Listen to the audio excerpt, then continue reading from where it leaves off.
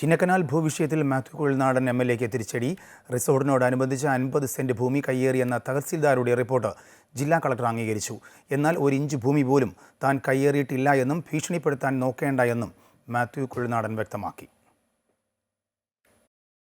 മാത്യു കുഴൽനാടന്റെ റിസോർട്ടുമായി ബന്ധപ്പെട്ട് വിജിലൻസ് നടത്തിയ അന്വേഷണത്തിനിടെയാണ് 50 സെന്റോളം സർക്കാർ ഭൂമി കയ്യേറിയിട്ടുണ്ടെന്ന് കണ്ടെത്തിയത്. ഇത് റവന്യൂ വകുപ്പ് ശരിവെച്ചു. തുടർന്നാണ് ഭൂമി തിരിച്ചെടുക്കുന്നതിനുള്ള നടപടികളിലേക്ക് റവന്യൂ വകുപ്പ് കടന്നത്. എന്നാൽ താൻ 1 ഇഞ്ച് ഭൂമി പോലും കയ്യേറിയിട്ടില്ല എന്ന നിലപാടിലാണ് മാത്യു കുഴൽനാടൻ. 50 സെന്റ് അല്ല 50 ഏക്കർ പിടിച്ചെടുക്കുമെന്ന് സർക്കാർ പറഞ്ഞാലും കടുക് മണിയോളം ഞാൻ പിന്നോട്ട് പോകില്ല എന്ന് ആദ്യം ഞാൻ പറയാൻ ആഗ്രഹിക്കുന്നു. 50 സെന്റ് അല്ല 50 ഏക്കർ പിടിക്കുമെന്ന് പറഞ്ഞാൽ അങ്ങനെയൊന്നും ഭീഷണിപ്പെടുത്തി ഭയപ്പെടുത്തി അല്ലെങ്കിൽ മുതലേ കൈവച്ചാൽ പുറകോട്ട് പോകും എന്നൊരു ധാരണയുണ്ടെങ്കിൽ നിങ്ങളുടെ തെറ്റിദ്ധാരണയാണ്.